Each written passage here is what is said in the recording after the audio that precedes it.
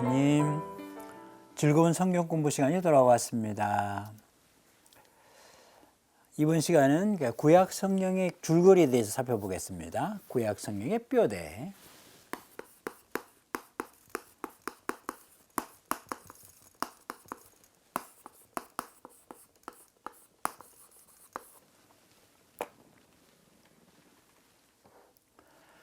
구약 성경의 뼈대는 이스라엘 역사입니다. 그런데 이 역사는 한 민족의 단순한 역사가 아니죠. 한 민족의 단순한 역사라면 우리가 관심을 가질 필요가 없습니다. 그런데 하느님께서 이스라엘 백성을 어떻게 당신 백성으로 삼으시고 어떻게 구원하시는가를 전해주는 구원의 역사입니다. 그리고 이것은 단순한 이스라엘만의 역사가 아니라 온 인류를 구원하는 역사입니다. 그리고 성경에서 이스라엘은 인류를 대표하죠. 그래서 이스라엘 역사는 곧바로 세상의 구원 역사, 곧 구세사라고 할 수가 있습니다. 이제 이스라엘 역사를 시대별로 좀 살펴보겠습니다. 먼저 세상 창조부터 성조 시대까지, 그러니까 창세기 나오는 그 범위입니다. 창세기 1장부터 11장은 실제 역사에 바탕을 두지 않은 인류의 초창기 조상들의 이야기입니다. 이 대목의 저자는 세상과 인간의 창조, 인간의 실존 상황, 하느님, 인간, 피조물의 상호관계, 남자와 여자의 관계, 인간과 인간의 관계들에 관한 자신과 동시대의 신앙인들의 깊은 성찰을 전하기 위해서 이 이야기를 만들어냈습니다. 이 세상과 인간의 생성은 하느님에게 그 기원을 둡니다. 해, 달, 별들, 하늘, 땅, 산, 바다, 지하, 온갖 맹수들, 이 세상의 모든 피조물은 하나님께서 창조하신 것이지 신이 아니라는 거예요. 하나님은 세상을 좋고 아름답게 만드셨습니다. 피조물 가운데 으뜸은 하나님께서 당신의 숨을 직접 불어넣으실 정도로 정성 들여 만드신 사람입니다. 하나님은 그에게 피조물을 다스릴 권한도 주셨습니다. 따라서 인간은 자기 생명의 주인이신 하나님의 말씀에 순종할 때 행복을 얻을 수 있습니다. 그러나 인간은 사탄의 유혹에 빠져 하나님의 말씀에 불순종함으로써 하나님과의 관계, 인간 상호 간의 관계, 또 피조물과의 관계를 모두 다 망가뜨렸습니다. 하나님은 이 관계를 회복하시려고 여인과 여인의 후손을 보내시어 악의 근원인 사탄을 짓밟으시겠다고 약속하셨습니다. 우리 인간 스스로 자신들이 망가뜨린 이 관계를 회복할 능력이 없습니다. 이후에 원조들, 곧 아담과 하와, 그리고 카인과 아벨, 노아, 그리고 바벨탑을 세운 사람들의 이야기는 인간이 저지른 온갖 악과 그로 인해 생겨난 혼돈과 무질서를 하나님께서 어떻게 바로 잡고 회복하시는지를 보여줍니다. 창세기 5장, 10장, 11장에 나오는 여러 족보는 이스라엘 조상 아브라함을 원조 아담과 연결시킴으로써 이스라엘 민족의 기원이 원조들을 거쳐 결국은 하느님께로 올라간다는 사실을 시사하고 있습니다. 아브라함, 이삭, 야곱, 그리고 이스라엘 12부족의 조상이 된 야곱의 12아들을 보통 성조라고 부르죠. 이들이 살던 시대는 기원전 2000년에서 1800년 사이였을 것으로 봅니다.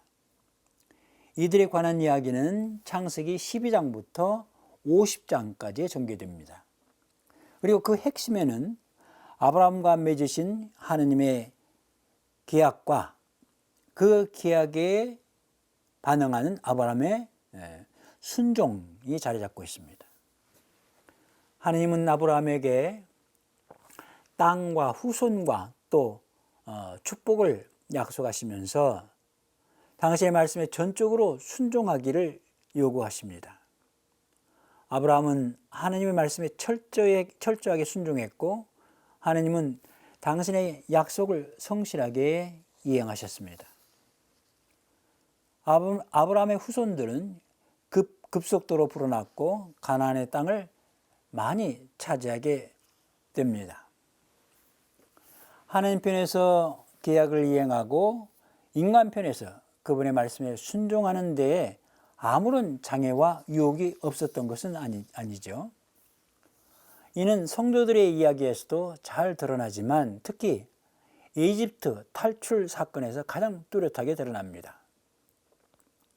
이집트로 팔려갔다가 하나님의 도움으로 이집트의 재상이 된 요셉 덕분에 이집트 곡창지대 고센 지방에 정착한 야곱의 후손들은 그 수가 엄청나게 불어났습니다. 후손에 관한 하나님의 약속이 이루어진 셈이죠. 그러자 요셉의 치적을 전혀 모르는 파라오가 나타나 이스라엘 민족을 노예로 부리고 인구가 더 불어나지 못하도록 사내 아이들의 씨를 말리려고 합니다. 히브리 노예들의 신음소리를 들으신 하나님께서는 그들의 조상 아브라함과 이삭과 야곱과 맺으신 계약을 기억하시고 모세를 구원자로 보내십니다. 하나님께서 그들의 신음소리를 들으시고 아브라함과 이삭과 야곱과 맺으신 당신의 계약을 기억하셨다. 탈출기 2장 24절. 아주 중요한 말씀이죠. 그 다음에 이제 출애굽에서 가나안 점령까지 좀 살펴보겠습니다. 모세가 살던 시대는 기원전 13세기 이집트 라메세스 2세죠. 기원전 1304년에서 1238년까지 다스렸습니다. 이 시절에 히브리인들은 식량 저장 성읍 피톰과 라메세스를 건설하는 데 강제로 동원됐습니다. 모세는 호렙산이라고도 하고 또는 시나이산이라고도 하는 곳에서 하나님을 만납니다. 그리고 이스라엘 자손들을 에집트에서 해방시켜 젖과 꿀이 흐르는 가나안 땅으로 인도하라는 소명을 받습니다. 파라오의 왕관 마음과 갈대바다, 메마른 광야에서의 거친 생활과 이민족들의 침략을 비롯하여 온갖 시련과 장애를 극복하고 기원전 1200년경 이스라엘 백성은 마침내 가나안 땅에 도착합니다. 이집트에서 탈출해서 가나안에 이르는 과정 가운데 가장 중요한 사건은 하느님이 시나이산에서 모세의 중계로 이스라엘 백성과 맺으신 시나이 계약이죠. 하느님은 먼저 이스라엘 백성을 이집트 노예살이에서 풀어주시고 안전한 장소로 옮겨 놓으신 다음 계약을 맺으십니다. 이 계약을 통해서 하느님은 이스라엘의 신이 되시고 이스라엘은 그분의 백성이 됩니다. 나는 너를 이집트 땅 종살이하던 집에서 이끌어낸 주 너의 하느님이다. 이제 너희가 내 말을 듣고 내 계약을 지키면 너희는 모든 민족들 가운데서 나의 소유가 될 것이다. 이스라엘 백성이 지켜야 할 계약 조항들은 10여 명에 잘 요약되어 있습니다. 하나님은 시나이 계약에서 이스라엘 백성이 온 인류를 대표한다는 사실을 분명히 하십니다. 너희는 나에게 사제들의 나라가 되고 거룩한 민족이 될 것이다. 탈출기 19장 6절의 말씀이죠. 사제의 역할은 하늘과 땅, 하나님과 인간 사이를 중재하는 것입니다. 따라서 이스라엘이 사제들의 나라가 된다는 것은 하나님과 인류 사이의 중재자가 된다는 뜻이죠. 광야 생활은 시나이 계약의 시험 장소였습니다. 고대 근동에서 광야나 사막은 죽음과 저주의 땅이었습니다. 그곳에는 맹수와 독사가 들끓고 악신들과 악령들이 설치는 장소였습니다. 하나님이 이곳을 오히려 이스라엘 백성에 대한 당신의 한결같은 사랑을 증명해 주시는 장소로 삼았습니다. 어려움을 끊임없이 호소하는 그들의 부르짖음에 귀를 기울이시어 밤에는 냉기를 덮이고 어둠을 몰아낼 불기둥을 보내주시고 낮에는 뜨거운 뙤약볕을 가려줄 구름 기둥을 보내주셨습니다. 목마른 백성을 위해 바위에서 샘이 솟아나게 하시고 쓴 물을 단물로 바꿔주셨으며 배고픈 백성을 위해 하늘에서 만나와 메추라기를 보내주셨습니다. 반면에 이스라엘 백성은 우상 숭배의 유혹 앞에 속절없이 무너집니다. 그때마다 하느님은 그들의 잘못을 바로잡으시기 위해 징벌을 내리시죠. 시나이 광야에서의 생활은 앞으로 전개될 이스라엘 역사 전체의 예언이요 축소판이라고 할 수 있습니다. 이스라엘 백성의 가나안 정착은 여호수아기의 저자가 전하는 것처럼 상당한 저항과 진통을 거쳐서 이루어졌습니다. 가나안 땅의 점령은 모세를 포함하여 노예 세대에게는 허락되지 않았고 새로운 지도자 여호수아의 주의 아래 새로운 세대가 차지할 몫이었습니다. 40년이라는 세월은 한 세대가 완전히 다른 세대로 바뀌는 데 필요한 세월이죠. 여호수아기의 마지막에 언급된 스켐 지표에서 이집트와 메소포타미아에서 모여온 성조들의 후손과 또 가나안에 살고 있던 다른 셈족들은 모두 하나가 됐습니다. 그들은 각 부족과 시족들이 섬겨온 온갖 잡신들에 대한 숭배를 청산하고 시나이 산에서 모세를 통해서 계시된 야훼만을 유일한 신으로 섬기겠다고 결정합니다. 다른 신들을 섬기려고 주님을 저버리는 일은 결코 우리에게 없을 것입니다. 우리와 우리 조상들을 이집트 땅에서 종살이던 집에서 데리고 올라오셨으며 우리 눈앞에서 이 큰 표징들을 일으키신 분이 바로 주 우리 하느님이십니다. 그분께서는 우리가 걸어온 그 모든 길에서 또 우리가 지나온 그 모든 민족들 사이에서 우리를 지켜주셨습니다. 또한 주님께서는 모든 민족들과 이 땅에 사는 아모리족을 우리 앞에서 몰아내 주셨습니다.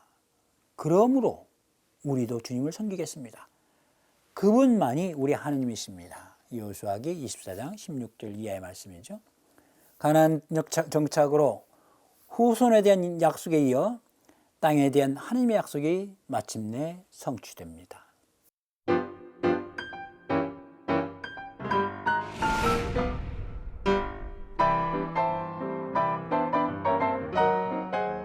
이번에는 판관시대부터 유다 왕국의 멸망까지 판관시대와 왕국시대를 좀 살펴보겠습니다.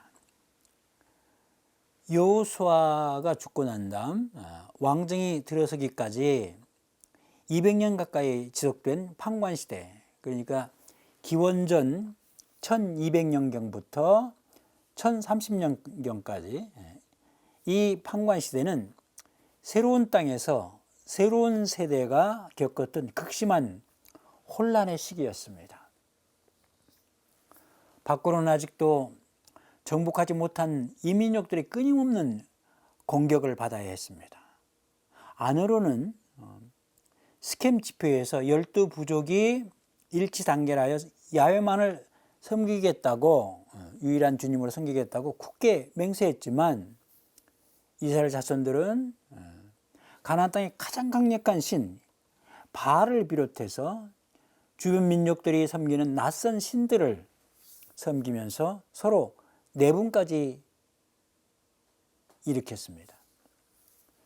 판관기의 저자는 주님의 말씀을 빌려 이 민족들을 정복하지 못한 사실을 우상 숭배와 연결시킵니다. 이 민족이 내가 너희 조상들에게 명령한 나의 계약을 거스르고 내 말을 듣지 않는다.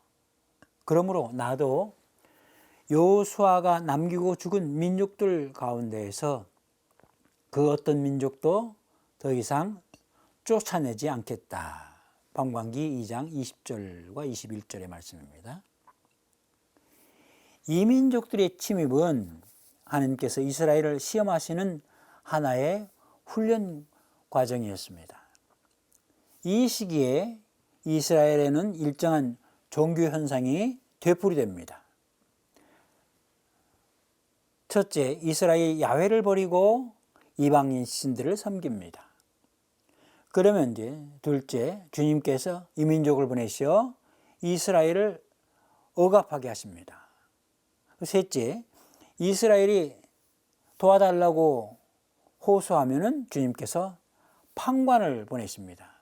그래서 그를 통해 이스라엘을 이민족 손에서 구원해 주십니다. 그 다음에 넷째, 판관이 죽으면은 이스라엘은 다시 우상숭배에 빠집니다. 그래서 첫 번으로 다시 올라가는 거죠. 이렇게 우상숭배, 그 다음에 억압, 그 다음에 판관들을 통한 구원, 그리고 이제 평화 시대가 오면은 그럼 이스라엘이 다시 또 우상숭배에 빠집니다. 이런 식으로 계속 되풀이됩니다. 판관기의 저자는 이 시대의 혼란상을 한마디로 이렇게 요약을 했습니다. 그 시대에는 이스라엘에 임금이 없었다. 그래서 사람들은 저마다 제 눈에 옳게 보이는 대로 하였다. 판관기 17장 6절, 21장 25절, 또 18장 1절, 19장 1절도 여기에 해당되겠습니다. 마침내 마지막 판관은 사무엘이죠. 사무엘은 마지막 판관이자 그 다음에 또 왕정 제도를 도입한 그런 장본인입니다.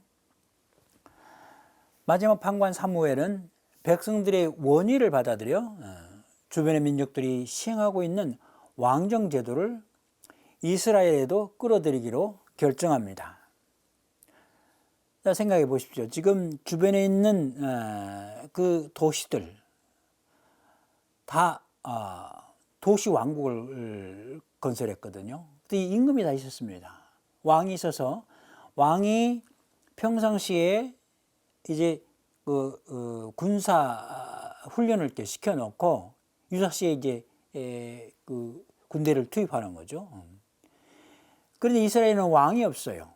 그러니까 판관 시대 때 보면은 이 민족에게 시달릴 때 이스라엘의 이제 강력한 대개는 이렇게 싸움을 잘하는 용사입니다. 힘이 센 용사인데 용사가 나타나고 그를 중심으로 일시적인 부족 동맹이 이루어집니다.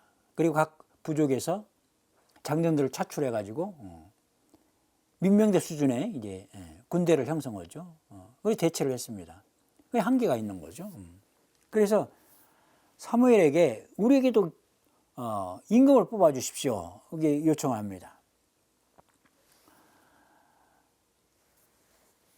왕정 제도를 두고 사무엘기 저자는 긍정과 부정의 상반 태도를 보입니다.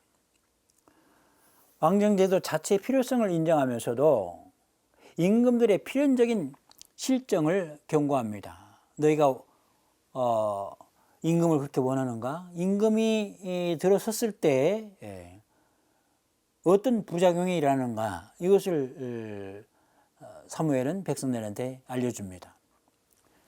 왕정제도가 확립된 뒤에도 예언자들은 이스라엘의 참되고 유일하신 임금은 하느님이시며 지상 임금들은 그분의 대리자로서 그분의 뜻에 따라 백성을 다스려야 한다고 충고합니다. 그러니까 이스라엘 백성에게는 임금은 한 분뿐이에요. 하느님 외에는 참다운 임금이 없는 것입니다. 이스라엘의 첫 임금은 베냐민 가문의 사울입니다. 사울은 기원전 1030년부터 1010년까지 다스렸죠. 그러나 그는 왕궁도 왕홀이나 왕자도 없이 필리스티아인들과의 전투와 다윗과의 갈등에 몰두한 전사였습니다. 이스라엘의 왕정은 사실 다윗과 솔로몬에 와서 확립되었다고 할 수 있습니다. 다윗은 이스라엘 12부족을 통합하고 수도 예루살렘과 왕궁을 건설하여 왕정의 기초를 튼튼히 다졌습니다. 그의 아들 솔로몬은 이스라엘의 종교적 구심점인 예루살렘 성전을 짓고 이웃 나라들과 평화조약을 맺는 한편 무역을 통해 나라를 부강시켰습니다. 그러나 사울을 배출한 베냐민 부족과 다윗을 배출한 유다 부족을 우대하는 솔로몬의 정책 때문에 기원전 933년 솔로몬이 죽으면서 북쪽의 12지파가 떨어져 나갔습니다. 이것이 남부 유다 왕국과 북부 이스라엘 왕국의 분열입니다. 북왕국 초대 임금은 예로보암이었어요. 근데 그는 정기적으로 예루살렘 성전에 순례를 가는 백성들의 마음이 남부 유다 왕국으로 돌아갈 것을 염려해서 북왕국 북단 도시 단과 남단 도시 베텔에 성소를 짓고 이곳에서 야훼께 제사를 바치겠습니다. 문제는 이곳 성소에 야훼의 발판으로 세운 금송아지였습니다. 본래 금송아지는 바알을 상징하였으므로 단과 베텔에 제사를 바치러 온 사람들이 야훼 종교와 바알 종교를 혼동하게 됩니다. 이게 싱크레티즘, 종교 혼합주의라고 하죠. 종교 혼합주의를 보여주는 에피소드가 바로 탈출기 32장에 나온 금송아지 숭배 사건입니다. 금송아지 설치는 북왕국 바알 숭배의 발단이 되었고 예로보암은 북왕국의 우상 숭배를 끌어들인 원조가 되었습니다. 열왕기 저자는 북왕국 임금들의 치적을 부정적으로 평가할 때 항상 예로보암의 이름을 거론합니다. 그는 주님의 눈에 거슬리는 악한 짓을 저지르고 예로보암의 길을 걸었다. 예로보암이 이스라엘까지도 죄짓게 한 그 죄를 따라 걸었다. 그 죄라는 건 바알 숭배죠. 반면에 다윗은 남왕국 임금들의 치적을 긍정적으로 평가하는 기준이 됐습니다. 예로보암의 길을 따르는 임금들은 나쁜 임금, 다윗의 길을 따르는 임금들은 좋은 임금, 이렇게 되는 거죠. 기원전 722년 북왕국 이스라엘은 아시리아에게 멸망합니다. 정치적으로나 경제적으로 남왕국 유다보다 훨씬 앞서 있던 이스라엘이 먼저 멸망한 이유가 무엇일까? 국력이 7배나 강했습니다.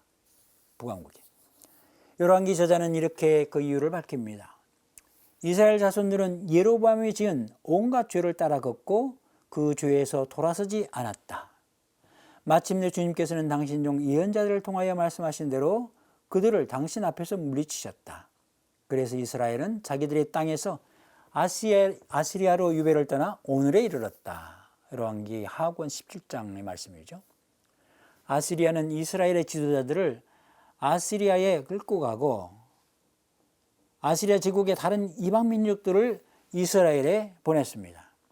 이 이방 민족들과 이스라엘 민족이 섞여서 사마리아인들의 조상이 된 것입니다. 아시리아 역대기를 보면 사마리아의 함락과 이스라엘의 아시리아 유배를 사르곤 2세의 치적으로 내세우는데 사르곤 2세는 기원전 722년에서 705년까지 다스렸어요.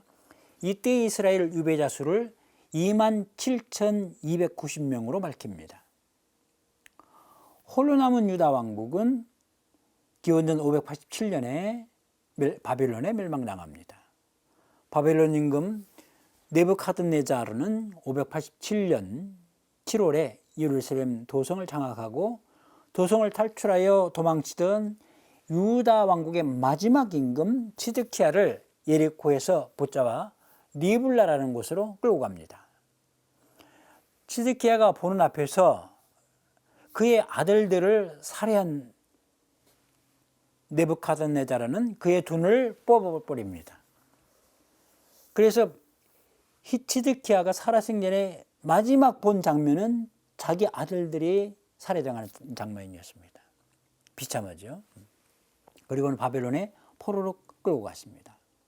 가서네 파오롤에 느부갓네자르는 친위들을 직접 이끌고 예루살렘에 들어가서 성전을 약탈하고 도시 전체를 불태워 폐허로 만든 다음 왕족과 사제와 관리들, 장인들을 포로로 붙잡아 바벨론으로 끌고 갔습니다.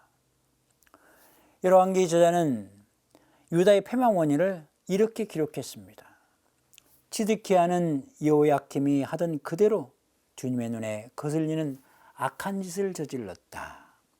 예루살렘과 유다가 주님을 분노하시게 하였기에 주님께서는 마침내 그들을 당신 앞에서 쫓아내셨다. 열왕기 하권 24장 19절에서 20절까지 말씀입니다. 구약 성경의 역사적 저자들은 이렇듯이 왕국의 흥망성쇠와 임금들의 치적을 신하의 계약의 이행, 곧 야훼 공경과 계명 준수에 연결시켰습니다. 그들의 역사관에 따르면 이스라엘 민족의 번영과 쇠락은 하나님과의 관계를 어떻게 유지하느냐에 달려 있다는 것입니다.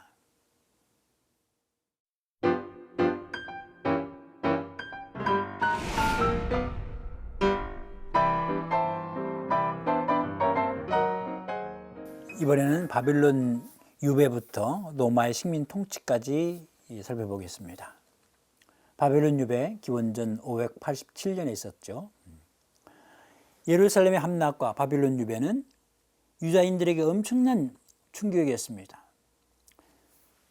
주님의 도성인 예루살렘이 파괴되고 주님의 집, 성전이죠. 성전이 불에 타버렸습니다. 그 이전에 주님의 집에 성전에 모아두었던 그런 각종 보물들이 다 탈취당했습니다. 더 이상 하나님의 호의를 얻고 자신들의 죄를 속량하기 위한 제사를 바칠 수가 없었습니다.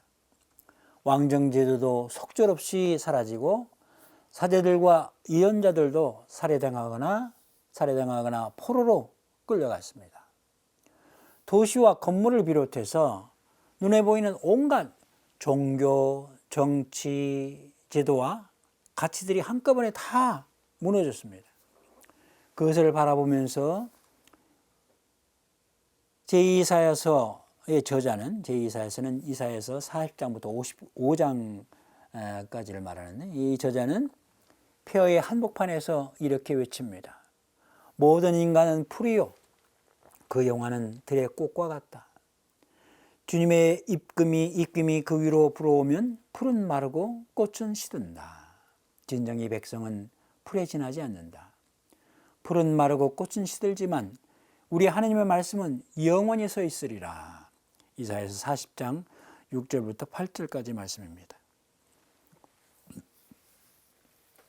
587년부터 538년까지 50년 가까이 지속된 유배 기간은 문필 활동이 가장 활발하게 일어났던 시기입니다. 바벨론 유배지에서 사제들을 중심으로 각종 법전과 예언, 기원론적 전설과 설화, 왕조실록과 사화 등 다양한 문학 양식의 문헌들을 광범위하게 수집하고 편찬했습니다. 모세오경과 신명기의 역사서, 신명기 정신에 따라서 쓰여진 역사서를 말합니다. 여호수아기부터 열왕기까지를 말하는데요. 그리고 주요 예언서들의 근간이 이 시기에 마련되었을 것으로 그렇게 추정합니다. 바빌론 제국을 멸망시킨 메디아의 키루스 대왕은 페르시아 제국을 건설하고 기원전 538년 유다인들이 고국으로 돌아가도 좋다는 칙령을 반포했습니다. 고향으로 돌아온 유배자들은 기원전 520년에서 515년 5년 동안 다윗 왕조의 계승권이 있는 주룹바벨과 예수와 대사제의 주도로 제사 제도를 부활시키고 파괴된 성전을 재건했습니다. 기원전 515년 마침내 성전 건축이 끝나고 예루살렘 성전의 예배가 재개되었으니 이 시기부터 기원 후 70년 로마인들에게 성전이 불타 없어질 때까지를 우리는 제2성전 시대라고 합니다. 솔로몬의 성전은 이미 이제 불타 없어지고 그 다음에 515년에 이제 제2성전 지어지는 거죠. 그리고 이 성전이 70년, 기원 후 70년까지 지속됩니다. 바벨론 유배의 종식은 제2의 이집트 탈출이라고 할 수 있습니다. 첫 번째 이집트 탈출에서 이스라엘 백성은 이집트 노예살이를 청산하고 광야에 나가서 모세의 중재로 시나이산에서 하느님과 계약을 맺었습니다. 두 번째 이집트 탈출에서는 바벨론 유배를 가리키는 거예요. 바벨론 유배를 끝내고 폐허가 된 유다로 돌아와 무너진 성전과 제사 제도를 재건하고 사제요 율법학자인 에즈라의 주도 아래 율법서의 말씀에 귀를 기울였습니다. 느헤미야기 8장의 내용이죠. 두 경우 다 말씀의 중요성이 부각됩니다. 예루살렘 성전의 재건으로 이스라엘의 종교 제도는 회복됐지만 이스라엘은 정치적으로 페르시아에 예속된 채 주권을 잃어버렸습니다. 이제 식민지가 된 거죠. 이런 식민지 상태는 그리스 시대와 로마 시대까지 이어졌습니다. 기원전 539년부터 200년이 넘게 근동을 장악한 페르시아 대제국은 왕위 계승 분쟁과 관리들의 부패로 서서히 몰락해 갑니다. 때마침 마케도니아 출신 세계의 영웅 알렉산드로스 대왕이 나타나죠. 333년부터 동방정복에 나섭니다. 기원전 332년 이수스 전투에서 페르시아군을 쳐부순 알렉산드로스는 시리아, 팔레스티나, 이집트를 차례로 정복했습니다. 10여 년의 정복 사업이 끝나고 알렉산드로스가 바빌론에서 병사하자 그가 세운 그리스 대제국은 이집트의 프톨레마이오스 왕조와 시리아의 셀레우쿠스 왕조로 나뉩니다. 프톨레마이오스, 셀레우쿠스는 알렉산드로스 대왕의 휘하 장군들이었죠. 팔레스타인은 320년에서 200년에는 기원전 320년에서 200년 사이에는 이집트 왕국에 속했다가 200년 이후 140년까지는 시리아 왕국에 예속이 됩니다. 기원전 167년 스스로 에피파네스는 신의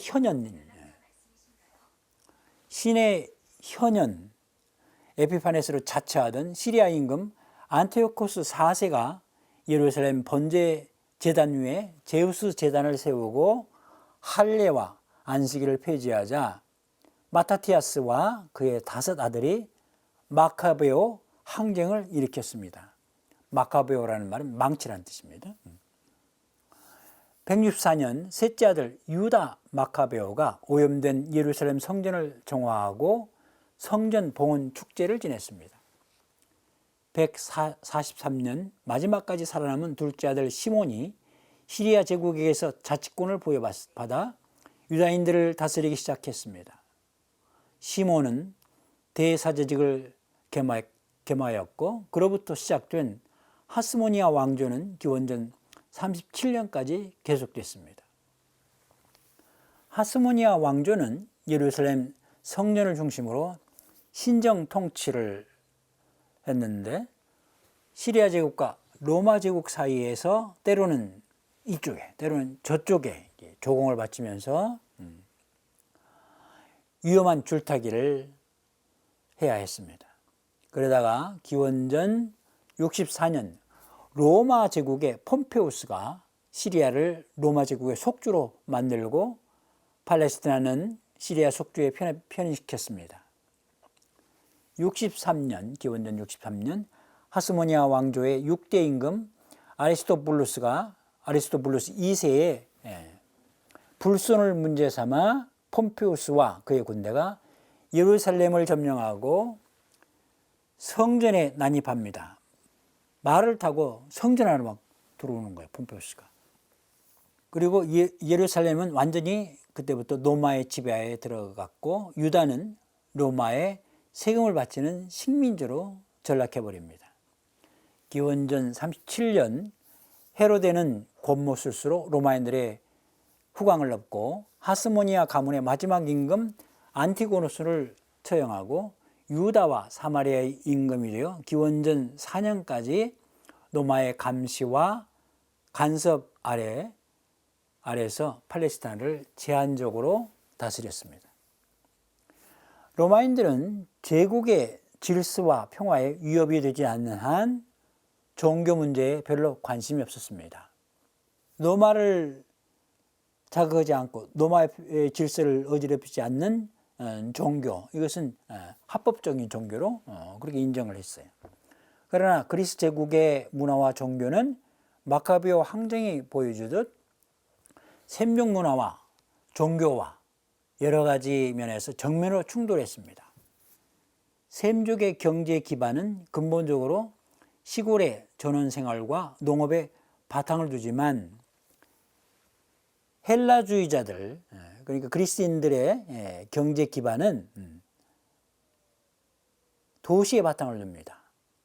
이 헬라주의자들이라는 건 그리스 문화, 그리스 풍속을 받아들이는 유다인들 말하죠.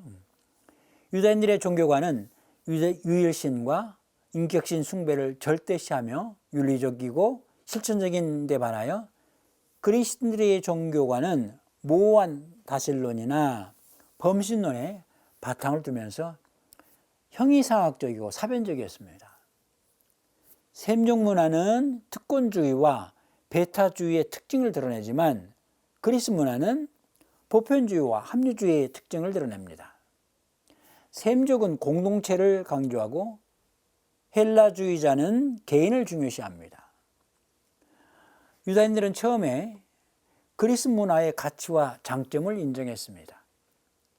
이집트 프톨레마이오스 왕조의 통치를 받던 시절에는 통치자들의 관용 덕분에 헬라 문화와 유다교가 충돌하지 않았습니다. 그러나 시리아 제국의 통치를 받으면서 기원전 200년 이후부터는 시리아 제국의 통치를 받았죠. 특히 안티오코스 4세의 에피파네스가 유다교의 신학적 기반인 유일신 사상과 계약과 율법을 부정하는 정책을 펼쳤을 때 유다인들은 극렬하게 저항했습니다. 그래서 에피파네스, 신의 현현이라고 그렇게 하지만 유다인들은 에피마네스다, 미치광의 출현이다, 이렇게 빈정됐습니다. 도도히 밀려드는 낯선 문화 안에서 유다교의 전통적 가치들을 지켜내는 일이 결코 쉽지는 않았을 것입니다. 다른 한편 유다인들은 이제 편협한 민족주의나 선민의식에서 벗어나 요나서에서 보듯 온 인류를 향한 구원의 보편주의로 신학의 지평을 넓힐 필요가 있었습니다.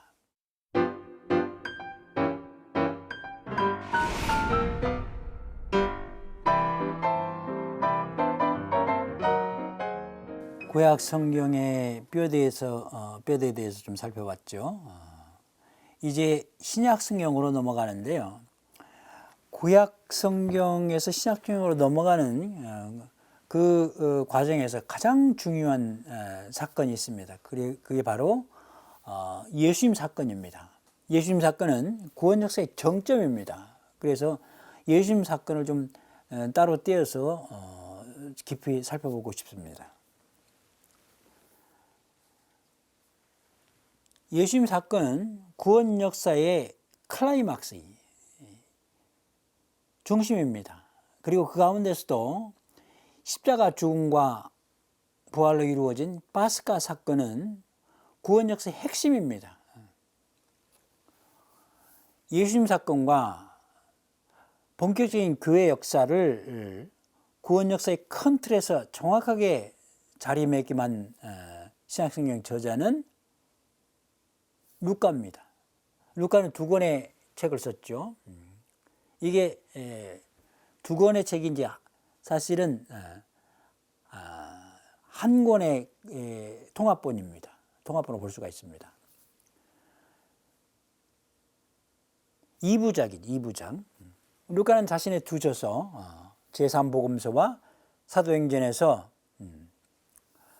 예수 사건과 교회 역사를 일목요연하게 이게 접목을 시키고 다루고 있습니다. 먼저 루카의 기본적인 그 구도, 세 단계 구제사관을 좀 살펴보겠습니다. 물론 다른 제자들도 이런 식으로 이제 이 3단계 구제사관을 갖고 있었어요. 근데 루카가 가장 뚜렷하게 이걸 보여주고 있습니다. 3단계 구제사관, 세 단계 구제사관. 이 뭔가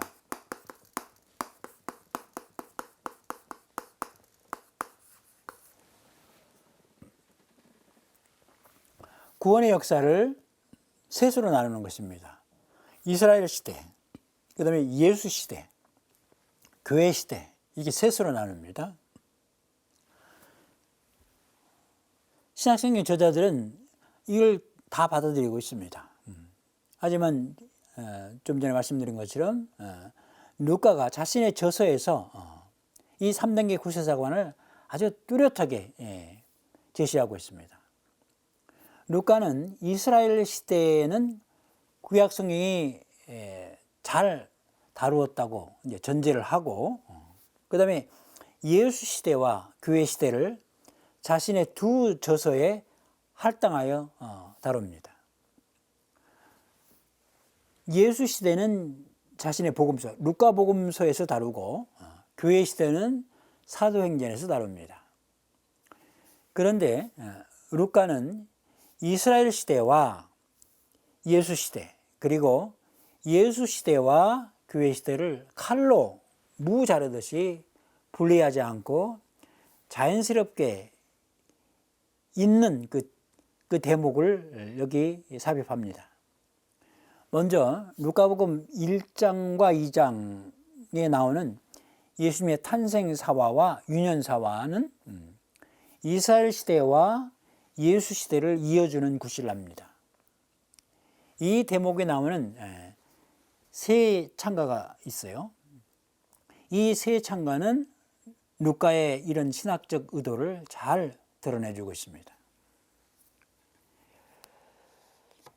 이제 우선 마리아의 노래가 있죠. 당신의 자비를 기억하시어 당신 종 이스라엘을 거두어 주셨으니 우리 조상들에게 말씀하신 대로 그 자비가 아브라함과 그 후손에게 영원히 미칠 것입니다. 1장 54절부터 55절. 그다음에 지카리의 노래가 있습니다. 주 이스라엘 하나님께서는 참여 받으소서.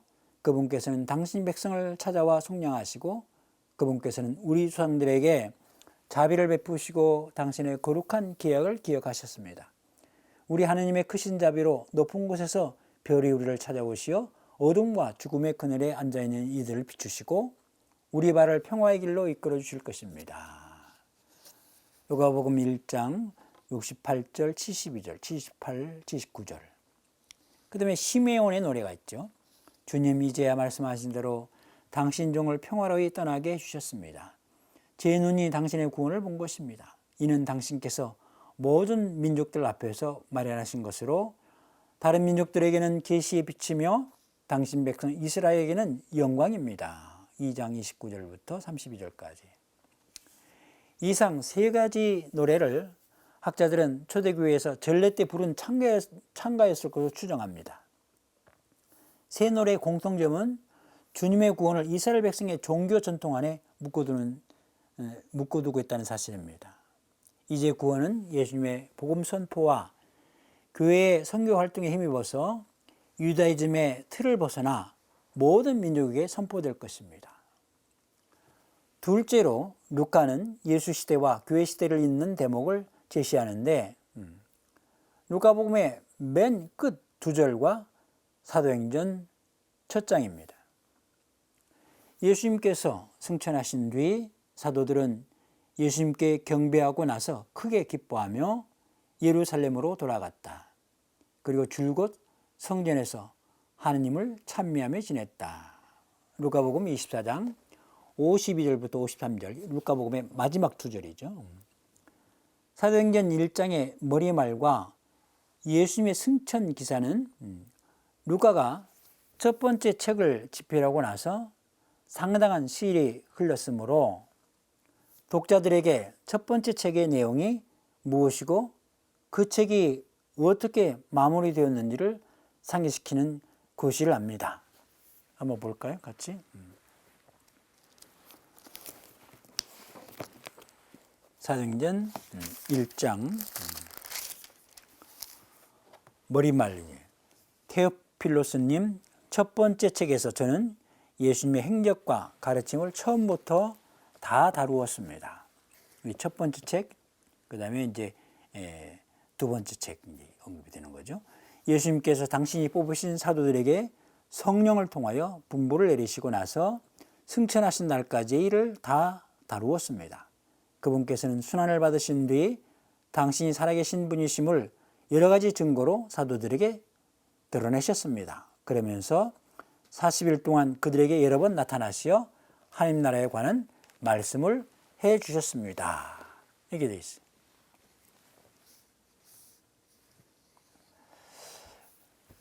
그 다음에 루카는 사도들이 예수님의 분부대로 높은 데에서 오는 힘을 입기 위해 어떤 준비를 했는지 보고하고 있습니다. 사도들은 예루살렘 성 안으로 들어가 위층방에 모여 여러 여자와 예수님의 어머니 마리아와 그분의 형제들과 함께 한 마음으로 기도에 전념하였다. 사도행전 1장 14절의 말씀입니다. 또한 유다의 죽음으로 공석이 된 12사도단의 한 자리를 채우기 위해 주님의 뜻을 물어 마태를 뽑았습니다. 사도행전 1장 15절부터 보면은 그 무렵 베드로가 형제들 한가운데에 서서 말하였다. 그 자리에는 120명 되는 무리가 모여 있었다. 형제 여러분, 예수님을 붙잡은 자들의 앞잡이가 된 유다에 관해서는 성령께서 다윗의 입을 통하여 예언하신 성경 말씀이 이루어져야 했습니다. 그리고는 이제 그 두 사람을 선정하고 그 다음에 거기서 이제 후보자 두 사람 가운데 하나를 이제 기도를 바친 다음에 그 다음에 이제 그 제비를 던져서 이제 선정하죠. 이 제비는 하나님의 뜻을 묻는 거예요. 그렇게 해서 이제 마티아스가 선출이 되고, 그래서 12사도단이 이제 완전히 완성이 됩니다. 공소에 있으면 안 돼요.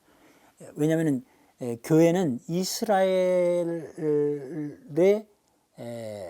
그 후속 단체, 이스라엘의 모든 그 종교 전통을, 이스라엘 12부족의 전통을 다 받아들이는 새로운 이스라엘이거든요. 그래서 12이라는 숫자가 아주 중요합니다.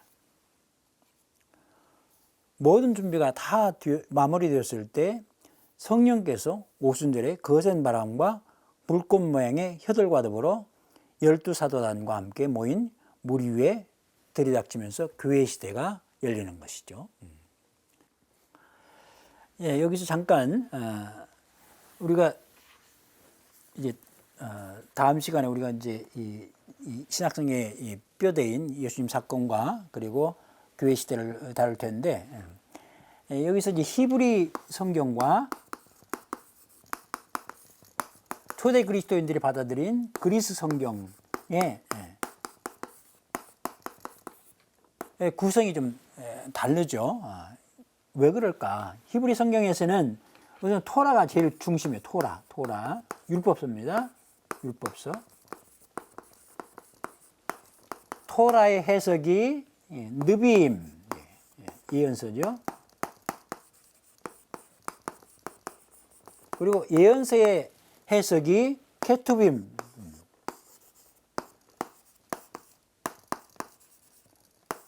성문서집이에요. 성문서집. 그래서 이 중심인 토라에 있습니다. 토라가 제일 중요하다. 토라의 해석이 예언서, 예언서의 해석이 성문서다. 근데 그리스 성경, 그리스도 교회에서 받아들인, 초대 그리스도인들이 받아들인 그리스 성경에서는 어떻게 되어 있느냐? 크게 넷으로 나눠집니다. 모세오경, 이것은 이제 토라에 해당되는 거죠. 그 다음에 모세오경 다음에 역사서가 나옵니다. 역사서. 그 다음에 시서와 지혜서가 나오고, 그리고 예언서가 나옵니다. 이렇게 크게 네 수로 나눠집니다. 모세 오경에서는 이제 이 천지 창조부터 시작해서 이스라엘이 에집트에 탈출해가지고 가나안 땅에 들어가기 과정이 나오고, 그다음에 계속해서 이어집니다. 가나안 땅에 들어가서 어떻게 이제 왕정을 이루고 살다가 이 민족들이 식민지가 됐는가, 이걸 다루죠, 역사서. 시서지에서는 뭐냐? 이것은 모세오경의 이 가르침, 그리고 역사서에 나오는 여러 가지 그 교훈들, 이것을 실제 생활에 적용시키는 것입니다. 그러면서 동시에 특히 그 시편 같은 데 보면은 이스라엘 역사를 다시 이렇게 재조명해 가지고 이것을 풀이하고 있습니다. 그다음에 예언서가 나옵니다. 예언서는 신약 메시아 예수 그리스도를 소개하는 거죠. 그래서 자연스럽게 이런 구도가 예수님 시대와 교회 시대와 교회 시대를 염두에 두면 이해가 되는 거죠. 예수님에 대해서 예언을 이렇게 해놓은 예언서로 마무리가 되는 것입니다. 그래서 이게 정확하게 구원 역사의 관점에서 보면은 이런 식의 구도가 나오게 되는 것이죠.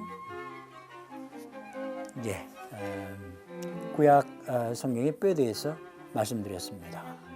말씀 안에서 행복하십시오. 강복드리겠습니다. 주님께서 여러분과 함께 전능하신 천주 성부와 성자와 성령께서는 이 방송을 시청하는 모든 분들에게 축복을 내리시어 길이 머물게 하소서. 아멘.